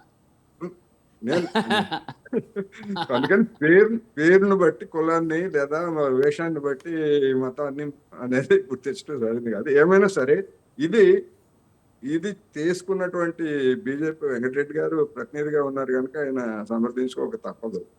ఈ ముక్క రేవంత్ రెడ్డి గారు తీసుకొచ్చినప్పుడు అదే కేంద్రం లేదా అదే రాష్ట్ర బీజేపీ నాయకులు మేము కూడా దీనికి సానుకూలంగానే ఉన్నాం, మా ప్రభుత్వం చేస్తుంది అని అనుంటే ఆ క్రెడిట్ వాళ్ళకే ఉంది. ఇవాళ ఆ క్రెడిట్ మాదే. మేము కాంగ్రెస్ గతంలో నెహ్రూ కూడా కులగణనని వ్యతిరేకించిన మాట వాస్తవం. ఎందుకు వ్యతిరేకించారంటే ఆయన ఆయన భావనలో ఉన్నటువంటి దానికి అనుగుణంగా ఆయన వ్యతిరేకించారు. ఎందుకు వ్యతిరేకించినప్పటికీ అప్పటికి ఇప్పటికీ పరిస్థితులు మారాయి. ఆ రెండోది సమాజంలో కూడా అస్తిత్వ భావనలు అనేటువంటివి ముందుకొచ్చిన తర్వాత ఇవన్నీ కూడా ముందుకొచ్చాయి కనుక ఇవాళ ఏమిటి అనేటువంటి దాన్ని తప్ప గతంలో మీ తాతలు ఎట్లా చేశారు లేకపోతే అనే దానికి వచ్చేసరికి మరి బీజేపీకి చెందినటువంటి పూర్వీకులు స్వాతంత్రోద్యమంలో వాళ్ళ పాత్ర గురించి చెప్పుకోవాల్సి వస్తుంది. అందుకని వాటిని చరిత్రను విస్మరించమని చెప్పట్లేదు, కానీ ఇప్పుడు ఏమిటనేటువంటిదే ప్రాతిపదిక తీసుకోవాలని చెప్తున్నా. అది నా అభిప్రాయం. రెండోది, ఇది నిజంగానే కొన్ని అనేకమైనటువంటి సంక్లిష్టమైనటువంటి సమస్యలను ముందుకు తీసుకొస్తుంది. మన బండి సంజయ్ గారు ఏమన్నారు, బరాబర్ ముస్లింలు పెట్టారు, మేము దీన్ని వ్యతిరేకిస్తామని చెప్పారు. ఆ బండి సంజయ్ గారికి కానీ లేకపోతే అటువంటి బరాబర్లకు కానీ వాళ్ళకి తెలియాల్సింది ఏంటంటే గుజరాత్లో, ఉత్తరప్రదేశ్లో, అదేవిధంగా అస్సాంలో, వివిధ రాష్ట్రాల్లో ఓబీసీలుగా 27% గుర్తించారు. ఆ ఓబీసీల్లో ముస్లింలు ఉన్నారనేటువంటి విషయాన్ని వాళ్ళు మర్చిపోతున్నారు. మరి రేపు నిజంగానే కులగణం చేసిన తర్వాత ముస్లింలు మతం, హిందువులు మతం, క్రైస్తవుల మతం, ఈ మతాల్లో ఉన్నటువంటి బీసీలు కావచ్చు లేకపోతే ఎస్సీలు కావచ్చు ఇంకోళ్ళు కావచ్చు, వీళ్ళని ఏ విధంగా పరిగణిస్తారు, ఏ విధంగా లెక్కలేస్తారు, వీళ్ళకి రిజర్వేషన్లు ఎట్లా కల్పిస్తారు అనేటువంటిది ఒక సంక్లిష్టమైనటువంటి సమస్య రాబోతా ఉంది. రెండోది ఒక రాష్ట్రంలో ముస్లింల్లో క్షౌర వృత్తి చేసేటువంటి వాళ్ళని బీసీలుగా గుర్తిస్తున్నారు, ఇంకొక రాష్ట్రంలో అటువంటి పరిస్థితి లేదు. అదేవిధంగా ఒక రాష్ట్రంలో మన రజక వృత్తిదారులని ఎస్సీలుగా గుర్తించారు, ఇంకొక రాష్ట్రంలో బీసీలుగా గుర్తించారు. ఇట్లాంటి అనేకమైనటువంటి సంక్లిష్టమైనటువంటివి ఉన్నాయి. అందుకనే వాటి జోలికి వెళ్ళొద్దని నిర్ణయించుకున్నటువంటి బీజేపీ ఇప్పుడు అనివార్యమైనటువంటి పరిస్థితుల్లో చూద్దాం, తర్వాత ఏం జరిగితే జరుగుతుంది. ముందు ఈ దాడిని తట్టుకోలేక ఉన్నాం, బీసీ వ్యతిరేక అనేటువంటిది పెరుగుతూ ఉంది కనుక నిర్ణయం చేసినట్టుగా కనిపిస్తూ ఉంది. మంచిదే, ఎప్పుడో ఒకప్పుడు ఏదో ఒక పరిష్కారం కావాలి. కొత్త డిమాండ్లు దీంతో ముందుకు రాబోతున్నాయి. ఇప్పటి వరకు 2 తెలుగు రాష్ట్రాల్లో ఎస్సీ రిజర్వేషన్స్, బీసీ వర్గీకరణ ఎప్పటి నుంచో ఉంది. ఎస్సీ రిజర్వేషన్ అనేటువంటిది వర్గీకరణ అనేటువంటిది వచ్చింది. రేపు దేశవ్యాప్తంగా ఎస్సీ వర్గీకరణకు సంబంధించి కానీ ముఖ్యంగా బీసీ వర్గీకరణకి 27% ఓబీసీ వర్గీకరణ ఏదైతే ఉందో దాని మీద కొత్త డిమాండ్లు రాబోతున్నాయి. ఇప్పటికే దానికి ప్రాతిపదిక పడింది. ఇదే నరేంద్ర మోడీ గారు 2015లో వేసినటువంటి ఒక కమిషన్ను బీసీలని 3 వర్గాలుగా విభజించమని చెప్పింది. ఆ తర్వాత మళ్ళా ఇంకో కమిటీని వేశారు, దాన్ని ఇంప్లిమెంట్ చేయకుండా. ఆ కమిషన్ రిపోర్ట్ ఇంతవరకు ఓపెన్ చేయలేదు, బయట పెట్టలేదు. అది కూడా ఇదే విధమైనటువంటి సిఫార్సు చేసి ఉంటుంది. అందుకని మరి ఈ కొత్త డిమాండ్లు అన్నింటినీ బీజేపీ ఏ విధంగా ఎదుర్కొంటుంది, లేదా మిగిలినటువంటి రాజకీయ పార్టీలు ఏ విధంగా ఎదుర్కొంటాయి అనేటువంటిది ఒక కొత్త సమస్యని, కొత్త అంశాన్ని డెఫినెట్ గా ఇది తీసుకున్నారు. అయితే జనాభా లెక్కలు అనేటువంటివి ఆ వివరాలు ఎప్పటికి వస్తాయంటే ఒకవేళ 2026లో జరిగితే, ఎందుకంటే ఇప్పుడు ఈ సంవత్సరం జరిగేటువంటి అవకాశం లేదు, దానికి సంబంధించినటువంటి బడ్జెట్ కానీ అటువంటి సన్నాహాలు కూడా లేవు. 2026లో ఎప్పుడు జరుగుతాయి లేదా తర్వాత జరుగుతాయా, ఇంకొక కారణంతో మళ్ళా 4 ఏళ్లకే 3 ఏళ్లకే జరపాలి 2031 అని చెప్పేసి రెండింటిని కలిపి జరుపుతామని చెప్పేసి వాయిదా వేస్తారా, ఏం చేస్తారా ఏంటనేటువంటిది ఇవన్నీ ఊహాజనితమైనటువంటి అంశాలు అయినప్పటికీ ఒక డెఫినెట్ గా ఇప్పుడు మొత్తం మీద చూసినప్పుడు రాజకీయ పరమైనటువంటి, సామాజిక పరమైనటువంటి ఒత్తిడికి నరేంద్ర మోడీ గారు తలగ్గాల్సి వచ్చింది. కొత్త సమస్యలకు కూడా ఆయన తెరదించారు. దాన్ని ఏ విధంగా పరిష్కరిస్తారనేటువంటి నిజంగానే ఒక సవాల్. రైట్. వెంకటరెడ్డి గారు మీరు ఎలా చూస్తారు? ముఖ్యంగా అనివార్య కారణాలతోనే బీజేపీ తలొగ్గింది అనే ఒకటైతే, 2 ఖచ్చితంగా కొన్ని సవాళ్ళు ఎదురవుతాయి, దాన్ని ఎలాగా అధిగమిస్తుంది అనేది ఇంకొక ప్రశ్నగా చెప్తున్నారు. ముఖ్యంగా బీసీల్లో అయితే ఇక్కడ తెలంగాణలో ముస్లింలు పెట్టడం అయితే వ్యతిరేకిస్తుంది. మరి అలా గుజరాత్లో మరి అలాగే ముస్లింలు బీసీల్లో చూపించారని చెప్తున్నారు. మరి ఎలా జాతీయ స్థాయిలో రేపొద్దున ఎలా చూపించబోతున్నారంటారు? ఇప్పుడు విజయ్ గారు అన్నగారికి ఒక చిన్న సబ్మిషన్ మా వెంకటరెడ్డి అని, ఎందుకంటే ఆయన బాగా ఇంటెలిజెంట్, ఆయనకి దగ్గర ఆన్సర్ ఉంటుందని నేను చెప్తున్నా. అయితే నాకున్న డౌట్ ఏందన్న అంటే, మేము అభినందిస్తున్నాం, అలా డౌట్ లేదు. కానీ కులగణన చేసి గాలి కుదిలేయకుండా మీ ఎవరెంతో వారికంతా మీరు ఇంప్లిమెంట్ చేస్తారా అనేది చాలా కీలకమైన విషయం. ఇప్పుడు బీసీలు 50, 56, 60 ఎంత ఉన్నాయి, వాళ్లకు సేమ్ ఇవ్వాలంటే మేము చేసే మొట్టమొదటి డిమాండ్ ఏంటంటే 50% క్యాప్ ఎత్తేయమని చెప్తున్నా. అది మీ చేతులు ఉన్నది. ఇప్పుడు చెప్పన్నా.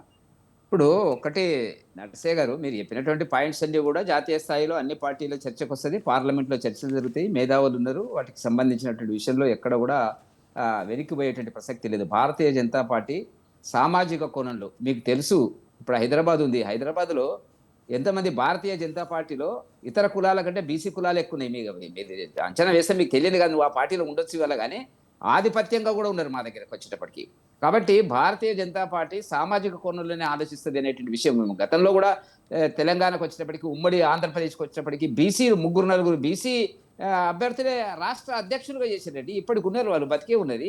మీరు మా కాంగ్రెస్ పార్టీ కాదు మాది, లేకపోతే టీడీపీ పార్టీ కాదు, ఒకటే కుటుంబము, ఒకటే ప్రెసిడెంట్, వర్కింగ్ ప్రెసిడెంట్, ప్రతిపక్ష నేత ఆయన్నే వాళ్ళు మాట్లాడుతున్నారు. ఇలా బీసీల గురించి మాట్లాడుతున్నారు. ఒక ఇంతవరకు కూడా ఇంకా రియలైజ్ అయ్యి ప్రతిపక్ష నేతకు కూడా ఒకరికి ఇవ్వచ్చు కదా, టీఆర్ఎస్ బీఆర్ఎస్ పార్టీ ఇవ్వలే, భారతీయ జనతా పార్టీ అట్లా కాదు. కాబట్టి మాకు తెలుసు, మళ్ళీ మేము ఎన్నిక కావాలా, మళ్ళీ 10 తరాల ఎన్నికల ప్రజల్లో ఉండాలనేటువంటి కోణం లోపల మా నిర్ణయాలు ఉంటాయి. మీరు చెప్పినవన్నీ కూడా వస్తాయి. అన్నిటి ఏం చేసినప్పుడు కూడా బీసీల సంక్షేమం కోసమే భారతీయ జనతా పార్టీ పనిచేస్తుంది. మీరు అంటున్నారు ఇవాళ ముస్లింలు అక్కడ, ఇప్పుడు మన దగ్గర కూడా ఫకీరోళ్ళు ఉన్నారు, దూదేకులలో ఉన్నారు, బీసీ బి గ్రూపులో ఉన్నారు, నాకు తెలిసినంత వరకు బి గ్రూపులో ఉన్నారు వాళ్ళు. కాకపోతే ఏంటంటే 12-13% ఉన్న ముస్లింలను 10% రిజర్వేషన్ ఏ లెక్క, రేవంత్ రెడ్డి గారి లెక్క 10% చేసి నిజమైన బీసీలకు అన్యాయం చేస్తే మేము ఒప్పుకోం.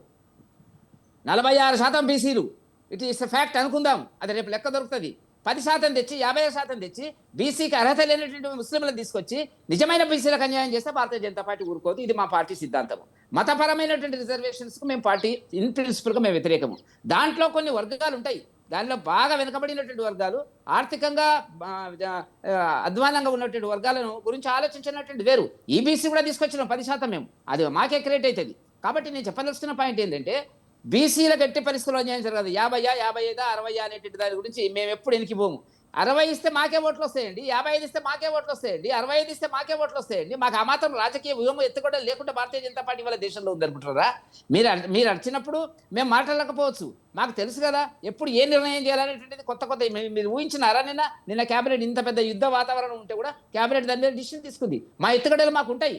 ఇప్పుడు ఎప్పుడు ఏది తీసుకురావాలనేటువంటి దాని కింద మేము తప్పకుండా తీసుకొస్తాం. చాలా వివాదాస్పదమైనటువంటి కాంగ్రెస్ వ్యతిరేకించినటువంటి చాలా చట్టాలను, అది ఆర్టికల్ 370 అనండి, లేకపోతే ట్రిపుల్ తలాఖ్ అనండి, లేకపోతే మొన్న ఇప్పుడు వచ్చినటువంటి ఎస్సీ వర్గీకరణ అనండి, లేకపోతే మహిళా రిజర్వేషన్ బిల్ అనండి, ఇప్పుడు కూడా ఇది మేము చాలా నిర్ణయాలు సామాజిక కోణాలు తీసుకుంటున్నటువంటిది. తప్పకుండా ప్రజల అభిప్రాయాలను, ప్రతిపక్ష పార్టీల యొక్క అభిప్రాయాలను తప్పకుండా తీసుకుంటాము. భారత ప్రజలకు తెలుసు. ఇప్పుడు కర్ణాటకలో మీరు చేసినారు నర్సే గారు, ఏం జరిగిందో చెప్పండి. అక్కడ ఏం జరగలే. నేనేమంటున్నా అంటే ఆర్టికల్ 246 ప్రకారంగా షెడ్యూల్ 7లో సెక్షన్ 69 ప్రకారంగా సెన్సస్ అనేటువంటిది కేవలం కేంద్ర ప్రభుత్వమే చేయాలి. కేంద్ర ప్రభుత్వం చేస్తే దానికి ఒక పర్ఫెక్షన్ వస్తుంది, దానికి ఒక కట్టుదిట్టమని. ఇప్పుడు కోటేశ్వర గారు చక్కగా చెప్పినారు, అది సర్వే మాత్రమే జరిగింది, మనం వేసింది సర్వే కాదు, కంపల్సరీగా రావాలా. కంపల్సరీగా ఒకవేళ క్యాస్ట్ నేను చెప్పను అని అనుకున్నవాడు చెప్పకుండా ఉండనివ్వండి. మీరు చాలా మంది ఇప్పుడు 3.5 లక్షల మంది కుటుంబాలకు అసలు పోనే లేదు అనేటువంటిది అధికారపూర్వకంగా గౌరవ ముఖ్యమంత్రి గారు చెప్తున్నారు, రెండోసారి పంపించినాక కూడా.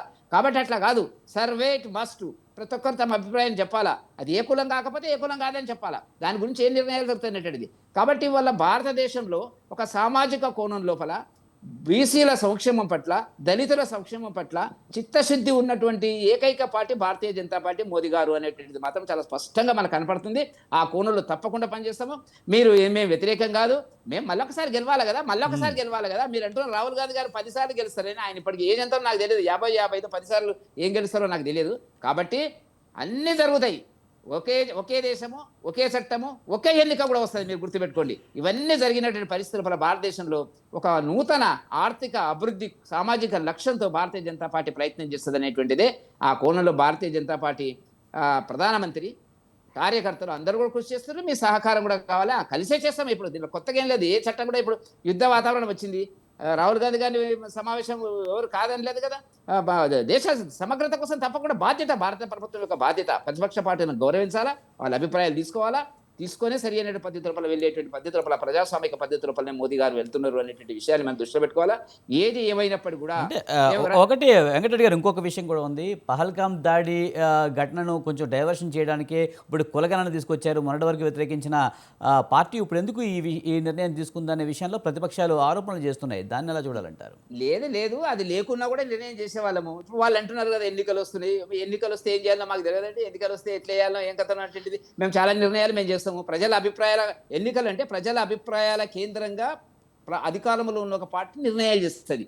దాన్ని మేము ఎన్నికల కోసం చేసినట్టు ఎట్లయితే ఢిల్లీ ఎన్నికలప్పుడు ఇన్కమ్ ట్యాక్స్ దేశంలో అందరికి వచ్చింది కదా, ఇన్కమ్ ట్యాక్స్ ఢిల్లీలకే రాలేదు కదా. మేము ఏమంటున్నామంటే ప్రజా అభిప్రాయాలను, అది ప్రతిపక్ష పార్టీల అభిప్రాయం కావచ్చు, మేధావుల అభిప్రాయం కావచ్చు, ఎందుకంటే ప్రజాస్వామిక పార్టీ భారతీయ జనతా పార్టీ రాహుల్ గాంధీ చెప్పిండు అనుకోండి, రాహుల్ గాంధీ ఏం చెప్తుండనేది ఆలోచించడంలో తప్పలేదు కదా. రాహుల్ గాంధీ చెప్తున్నట్టు దాంట్లో వాస్తవం ఎంత అనేది ఆలోచిస్తాం కదా. ఆలోచించేది సరైన మాకు సూట్ అయినప్పుడు తప్పకుండా నిర్ణయం చేస్తాం. దానిలో తప్పేముందండి? రాహుల్ గాంధీ గారు కూడా ఈ దేశంలో ఒక ప్రతిపక్ష నేత. ఆయన ఏం చెప్తుండు వినమా? పార్లమెంట్లో ఏం మాట్లాడుతుండు వినమా? వెనక్కి వచ్చిన సందర్భాల్లో వెనక్కి వచ్చినాము, వ్యవసాయ చట్టాలు చూసినాము, ప్రజలు వ్యతిరేకించినారు, వెనక్కి వచ్చిన సందర్భాలు వస్తుంది. వెనక్కి వచ్చిన సందర్భం ఉన్నటువంటి వాడే నిజమైన ప్రజాస్వామ్యవాది. మొండివాదన చేయకుండా మోదీ గారు చాలా విషయాల లోపల ప్రజల యొక్క అభిప్రాయాలను తీసుకొని ఈ దేశాన్ని ముందుకు తీసుకుపోతున్నాడు. కాబట్టి ప్రపంచవ్యాప్తంగా కూడా ఇప్పుడు మీరు ఆ పాల్గొం వచ్చింది, పాకిస్తాన్తో యుద్ధం వచ్చింది కాబట్టి మీరు నిర్ణయం చేసినట్టు కాదు. ఆ యుద్ధమే అది నడుస్తుంటుంది. అది ఏం జరుగుతుందా జరగదా నిర్ణయాలు ఉండేది. ప్రతిపక్ష పార్టీలు అన్నీ కూడా ఇవాళ ఏకపక్షంగా ప్రభుత్వం వెనకాల నిలబడ్డటువంటి సందర్భం. కాబట్టి భారతీయ జనతా పార్టీకి ప్రజాక్షేమాన్ని దృష్టిలో పెట్టుకొని ఏ సమయంలో, ఏ సందర్భంలో, ఏ వ్యూహంలో ముందుకెళ్లాలనేటువంటిది స్పష్టత ఉన్నది. మేము డబ్బా కొట్టుకోకపోవచ్చు, మేము ఇప్పుడు రేవంత్ రెడ్డి గారు చేసింది అస్పష్టమైన అన్సైంటిఫిక్ వాళ్ళ పార్టీలోనే అనేక మంది వ్యతిరేకించినారు. మేము ఓపెన్గా చేసినారు. ఈవెన్ బీసీ సంక్షేమ సంఘాలు కూడా వ్యతిరేకించినాయి. సరే ఏదో పోనీ మేము వ్యతిరేకించాలి కదా, అసెంబ్లీలో మేము వ్యతిరేకించినామా? మేము యునానిమస్గా సపోర్ట్ చేసినాము. మేము ఎందుకు వ్యతిరేకిస్తామంటే కావాలంటే విషయాలు చెప్పినాము, ఇగో ఇది ఇట్లా వేస్తే బాగుంటుంది, అట్లా వేస్తే సరే గమనించదు లేదు. కానీ ఇప్పటికి కూడా ఒక శేష ప్రశ్న మిగిలింది ఏంటంటే, విజయ్ గారు మీరు జ్ఞాపకం పెట్టుకోండి, ఇది కులగణన చేరేవాళ్ళు. కులగణన ఇప్పుడు మనకు ఉండాలి కదా, ప్రకటన మనకు పబ్లిక్ డొమైన్లో ఉండాలి కదా, లేదు. ఆయన ఎంతసేపు 46%, 10%, 56% అని అక్కడ ముస్లింలు ఓటు బ్యాంక్ రాజకీయాలు చేసినాడు. ఇక్కడ పాప బీసీలు కూడా ఏంటంటే సరే ఏదో ఒక ఫైల్ పోతుంది కదా, పోనీయండి ఎందుకు వచ్చిన పాట అని చెప్పి అన్నారు. కానీ నష్టము బీసీలకు, ముస్లింలకు రిజర్వేషన్ వల్ల బీసీలకు నష్టపడితే భారతీయ జనతా పార్టీ ఊరుకోదు. దానికి సవరణలు తెస్తుంది. బీసీల పక్షాన భారతీయ జనతా పార్టీ ఉంటుంది అనేటువంటి మాత్రం చాలా స్పష్టంగా. నరసయ్య గౌడ్ గారు, ముఖ్యంగా రాష్ట్రంలో జరిగిన కులగణన సరిగా జరగలేదు, పారదర్శకంగా జరగలేదు అనేది విమర్శ. ముఖ్యంగా పబ్లిక్ డొమైన్లో ఎందుకు పెట్టలేదని చెప్పి అడుగుతున్నారు. ఎలా చూడాలి? విజయ్ గారు, నేనేమంటున్నా, ఇప్పుడు కోడిగుడ్డు మీద ఈకలు వీకాలంటే వాళ్ళ ఈకలే ఉండే ఎన్నైనా వీకడానికి వీలవుతుంది. ఈ విమర్శలు అనవసరమైన విమర్శలు. కానీ నేను ఒక విషయం చెప్తాను. ఇప్పుడు తెలంగాణ గవర్నమెంట్ సర్వే చేసింది, లేకపోతే కులగణన చేసింది అది అసెంబ్లీలో పెట్టింది, వాద ప్రతివాదనలు జరిగినాయి, అందరూ ఏకగ్రీవంగా సపోర్ట్ చేసిరు. ఆ ఫైలు రాష్ట్రపతి గారికి అది త్రూ రాష్ట్రపతి గారికి పోయింది, లేకపోతే ప్రధానమంత్రి గారికి పోయింది. చేయవలసిన వాళ్ళు వాళ్ళే. కానీ ఇప్పుడు జరిగిన సంఘటన ఏంటంటే, ఇవన్నిటిని సూపర్సీడ్ చేస్తూ ప్రధానమంత్రి గారు, సెంట్రల్ గవర్నమెంటే ఏకంగా మేమే కులగణన చేస్తాము, జనగణన కులగణన చేస్తాము అని ప్రకటించిన తరువాత ఇంకెక్కడి సమస్యలండి? ఇప్పుడు సెంట్రల్ గవర్నమెంటే చేయాలి, సెంట్రల్ గవర్నమెంటే పూనుకున్నది. కానీ మీరు బాగా జాగ్రత్తగా గమనించినట్లయితే ఆ వైష్ణవ్ గారు కులగణన చేస్తామని మాత్రమే చెప్పి వదిలేసిండు. కానీ ఈ 50% క్యాప్, నేనేమంటే కులగణన, నేను అంటున్నా 100 మంది ఉన్నారండి, ఓ 50 మంది బీసీలు ఉంటారు, ఓ 15 మంది ఓసీలు ఉంటారు, ఇంకోళ్ళు ఎస్సీలు ఎస్టీలు ఉన్నారని లెక్క చేసి పక్కకేస్తాం ఆ ఫైల్. అది కాదు మేము కోరుకునేది. మీరు కులగణన మేమెంతో మాకంతా, ఓసీలు 15% ఉంటే వాళ్ళకు కూడా 15% ఇవ్వండి, ఎస్సీలు ఎంత ఉంటే వాళ్ళకి ఇస్తున్నారు, ఎస్టీలు ఎంత ఉంటే వాళ్ళకి ఇస్తున్నారు. కాబట్టి నేను ఏమంటున్నా, ఈ 50% క్యాప్ తీయనంత వరకు బీసీలకు న్యాయం జరగదు. రెండో ముఖ్యమైన విషయం ఏంటంటే, త్రిపుల్ తలాకు తీసుకొచ్చాడు మోడీ గారు, ఎవరు వస్తుందని అనుకోలేదు. సిఐఏ తీసుకొచ్చారు, ఎన్ఆర్సీ తీసుకొచ్చారు, 370 ఆర్టికల్ రద్దు చేసిరు, మొన్న వక్ఫ్ బోర్డును ఇచ్చేసారు, రామాలయం కట్టిరు. అంతకంటే పెద్దదా అండి ఇక్కడ 50% తీసేయడానికి? ఈ క్యాప్ తీసేయడానికి పెద్దది కాదు కదా. నేను అంటున్నా, మోడీ గారికి నీరాజనాలు పలుకుతాము. ఉన్న బంగారం, ప్రపంచంలో ఉన్న బంగారం అంతా తీసుకొచ్చి మోడీ గారి నెత్తి మీద పెడతాం. కానీ నేను కోరేది ఏంటంటే, 50% క్యాప్ తీస్తామని ప్రభుత్వం ప్రకటిస్తేనే ఈ కులగణనకు ఒక శాంక్టిటీ ఉంటుంది. లేకపోతే ఇగో మేము చెప్పినాము, మేము లెక్కలేసినాము, ఇగో మీరు ఇంతున్నారు, ఇక పోరి, నరసయ్య గారు, మీరు పోరి అని ఇట్లా నరసయ్య గారు. చెప్తారే అన్నాను. ఒక్క నిమిషం, ఇక అట్లా చెప్తారేమో అని నా భయం. మూడవ విషయం ఏంటంటే, కిషన్ రెడ్డి గారు, భారతీయ జనతా పార్టీ రాష్ట్ర అధ్యక్షుడు కిషన్ రెడ్డి గారు, మా అన్న వెంకటరెడ్డి గారు ఇద్దరు తెల్లవారు లేచి ఒకటే టేబుల్ మీద టిఫిన్ చేస్తారు. అలాగే కిషన్ రెడ్డి గారు, మోడీ గారు ఒకటే టేబుల్ మీద టిఫిన్ చేస్తారు. నేను రిక్వెస్ట్ చేసేది ఏంటంటే, అన్నగారు మీరు టిఫిన్ చేసేటప్పుడు ఒక ఇడ్లీ తక్కువ తినైనా సరే ఈ 50% క్యాప్ ఎత్తేయండి, బీసీలకు న్యాయం చేయండి, ఎవరెంతో వారికంతా ఇవ్వండి అని మీరు చెప్పండి. అట్లాగే Right. కిషన్ రెడ్డి గారు కూడా చెప్పమనండి. నేను అంటున్నా, ఎప్పుడైతే ఇది జరుగుతుందో, నిర్ద్వంద్వంగా జరుగుతుందో, అరే గెలవండి అయ్యా, గెలవండి, 100 సార్లు గెలవండి, ఏం పోయిందని Okay. ఎవరికెంతో వాళ్ళకంతా ఇచ్చినాక తప్పు లేదు కదా. మీరు ఒక మంచి నిర్ణయం తీసుకున్నారు, కానీ 50% క్యాప్ ఎత్తేయండి, ఎవరికెంతో వారికంతా అన్నిట్లో మేము ఇంప్లిమెంట్ చేస్తామని ఒక్క మాట చెప్పండి, అప్పుడు కదా న్యాయం జరిగేది. అన్నీ వస్తాయి ముందు. మా వెంకటరెడ్డి అన్నకు మళ్ళొకసారి రిక్వెస్ట్ చేసేదంటే, టిఫిన్ చేసేటప్పుడు మా కిషన్ రెడ్డి గారికి చెప్పండి, ఆంచెల్లి ప్రధానమంత్రి దృష్టికి తీసుకుపోండి, ఈ 50% అనేది మెడ మీద కత్తి పెట్టినట్టుగా ఉంది, అది ఉన్నంత వరకు ఎప్పుడు న్యాయం జరగదు. లెక్కలన్నీ చేసి 50% లోపాలంటే మళ్ళీ ఇదే ఏడుపు అవుతుంది. కాబట్టి దయచేసి 50%ను కత్తితోటి మన 370 ఆర్టికల్ ఎట్లయితే రద్దు చేసిరో, రామాలయం ఎట్లయితే కట్టినరో, సిఐఏ ఎట్లయితే తెచ్చినరో, వక్ఫ్ బోర్డు ఏం చేసిరో, మరి 50% కూడా చేయమని మేము కోరుతా ఉన్నాం. మీరు ఎన్నిసార్లు గెలవండి, తప్పు లేదని మేము కోరుకుంటా ఉన్నాం. మంచిది, రైట్ మంచిది, రైట్ మంచిది. నాగేంద్ర గౌడ్ గారు, ముఖ్యంగా రాజకీయ పార్టీలు కులగణను రాజకీయ కోణంలోనే చేస్తాయనే విమర్శలు ఉన్నాయి, దీనిపై ఏమంటారు? విజయ్ గారు, ఇప్పుడు స్పష్టంగా వాళ్ళు మాట్లాడుతున్న దాంట్లో అర్థమవుతుంది. ఇంతకన్నా ముందు జరిగినాయి. ఇప్పుడు స్వాతంత్రం వచ్చిన నాటి నుండి చూసుకుంటే కాంగ్రెస్ పార్టీ రిజర్వేషన్ పెట్టాలనుకుంటే పెద్ద కథ లేకుండే. పండిత్ జవహర్లాల్ నెహ్రూ గారి కాడికెళ్ళి కోరుకుంటే కూడా మండల్ కమిషన్ వేసింది కూడా వాళ్ళే, మళ్ళీ మండల్ కమిషన్ నీరు గార్పించింది వాళ్ళే. ఎక్కడ కూడా నువ్వు తీసుకుంటే అక్కడి నుంచి ఇక్కడి వరకు కూడా బీసీలను చట్టబద్ధమైన రిజర్వేషన్ పెట్టాలనుకుంటే వాళ్ళకేం పెద్ద కథ లేకుండే. కానీ ఇప్పుడు బీజేపీ పార్టీ ఏంటంటే, మేము చదువుకున్న రోజుల్లో కూడా చూస్తుంటే బీజేపీ పార్టీ ఏంటంటే అందరికి ఒకటే తీరు ఉండాలి తప్ప ఈ రిజర్వేషన్ ఏంది అని చెప్పి కూడా రిజర్వేషన్ల మీద వ్యతిరేకంగా పోరాటం చేసేది కూడా బీజేపీ అనుబంధ సంస్థలు పోరాటం చేస్తుండే. అయితే వీళ్ళందరూ కూడా దిగి రావడానికి ఈ రోజు నేను ముందు కూడా చెప్పానా, నేను ఎందుకంటే నా అభిప్రాయం మీరు ఇంతగానం చెప్పుకుంటారు కానీ నేనేమంటున్నా అంటే, ఇంతగానము ఇది ఉన్న పార్టీలకు కూడా ప్రజలు మెడలు ఉంచిండ్రు అని అంటున్నాను నేను. బీసీ సమాజం అనేది మెడలు ఉంచిండ్రు, బీసీల వైపు చూసడానికి అవకాశం వచ్చింది. ఇప్పుడు ఇక మీరు అక్కడిక్కడ తప్పించుకోవడము, మోసం చేయడం అనేది ఉండకూడదు అనేది ఒక అభిప్రాయం. అయితే రెండోది నేనేమంటున్నా, ఈ 50% రిజర్వేషన్ ఉన్నదండి, 50% రిజర్వేషన్ పెరగకూడదు, అక్కడ సీజ్ చేసి సుప్రీంకోర్టు డైరెక్షన్ ఉన్నది. సుప్రీంకోర్టు డైరెక్షన్ ఉన్నప్పుడే 10% ఈడబ్ల్యూఎస్ పెట్టారు. మరి అంటే 50% దాటిపోయింది. మరి దాని మీద ఏం కూడా జరగలేదు. అందుకే నేను ఏమంటున్నా అనుకుంటే, పెట్టాలనుకున్నప్పుడు, చేయాలనుకున్నప్పుడు, చట్టాన్ని మార్చాలనుకున్నప్పుడు,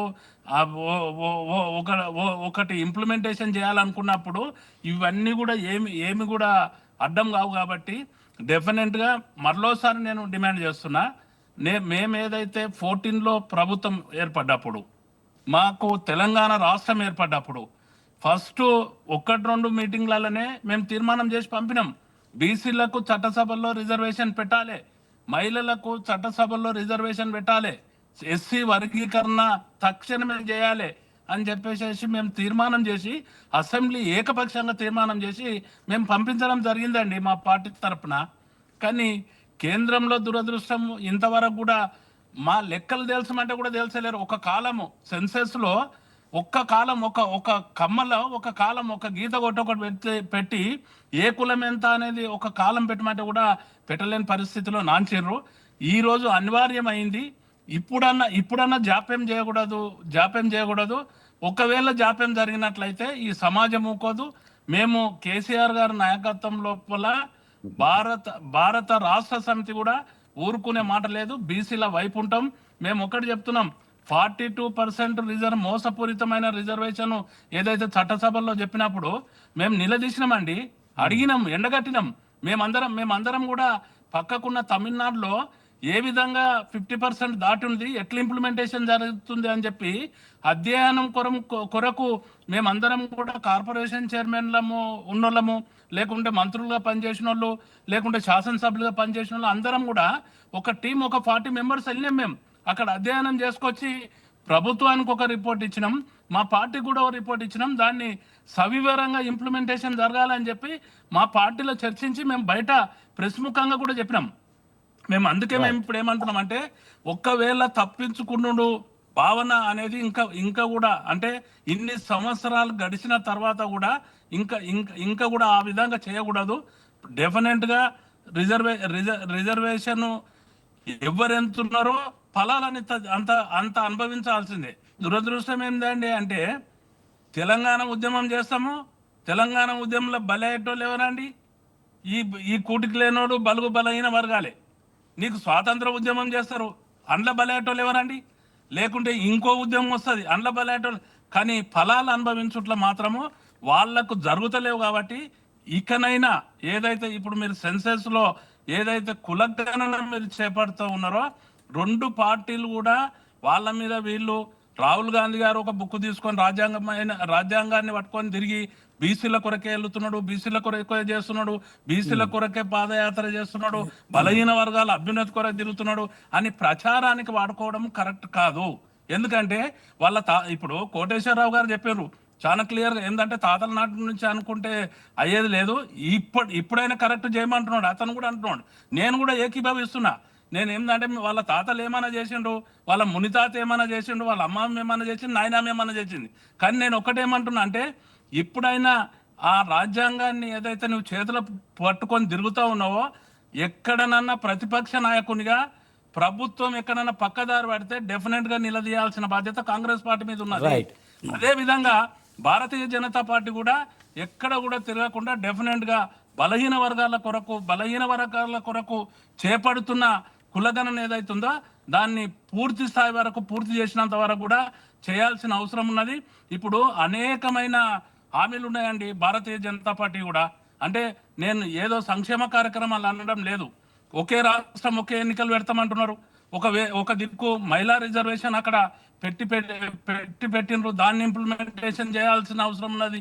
డీలిమిటేషన్ ఉన్నది. ఇప్పుడు తెలంగాణ విభజనలో ఒక ప్రధానమైన అంశంగా అది ఉన్నది, డీలిమిటేషన్ ఉన్నది. డీలిమిటేషన్ చేయాల్సిన అవసరం ఉన్నది, సెన్సస్ చేయాల్సిన అవసరం ఉన్నది. ఈ బలహీన వర్గాలకు రాజ్యాంగబద్ధంగా బీసీలకు రిజర్వేషన్ చేయాల్సిన అవసరం ఉన్నది. ఇవన్నిటిని కూడా నరేంద్ర మోడీ గారు బీసీ బిడ్డ అని చెప్పుకునే భారతీయ జనతా పార్టీ మనకు కొన్ని రోజుల్లో తెలిసిపోతుంది. తప్పు ఏమైనా జరిగినట్లయితే మేము ప్రజలు ఎంబడి ఉంటాం, బలహీన వర్గాలు ఎంబడి ఉంటాం, రైతాంగం ఎంబడి ఉంటాం, ఈ సమాజం ఎంబడి ఉంటాం. డెఫినెట్ గా పోరాటం చేస్తాం, ప్రజా కోర్టు లోపలికి తీసుకొస్తాం. తక్షణమే మీరు తీసుకున్న నిర్ణయానికి కట్టుబడి ఉండాలి అనేది మా అభిప్రాయం. Right, thank you Nagendra Goud గారు, అలాగే గంగాపురం వెంకటరెడ్డి గారు, మిట్టా నరసయ్య గౌడ్ గారు, మన్యం కోటేశ్వర గారు, థ్యాంక్ యూ వెరీ మచ్ అండి డిబేట్లో పాల్గొన్నందుకు. మొత్తానికి ఇది కేంద్ర కేబినెట్ అయితే కీలక నిర్ణయం తీసుకుంది. జనాభా లెక్కల్లోనే కులగణన చేరుస్తూ నిర్ణయం తీసుకోవడాన్ని అందరూ స్వాగతిస్తున్నారు. ఇది ఇవాల్టి మిడ్ డే డిబేట్. చూస్తూనే ఉండండి స్వతంత్ర.